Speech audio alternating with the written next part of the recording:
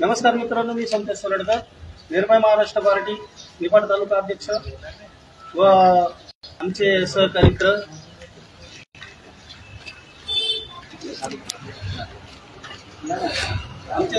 मित्र फारुक शेख, पिंपळगाव शहर अध्यक्ष.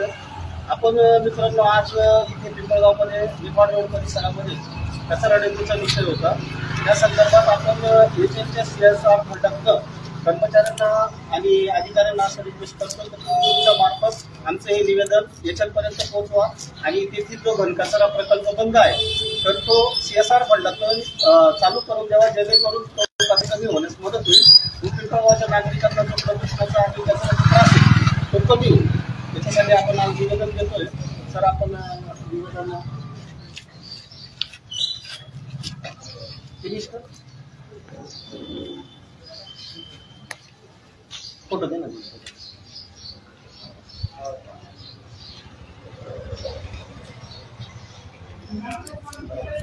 लाईव्ह चालू आहे. फिनिश कर.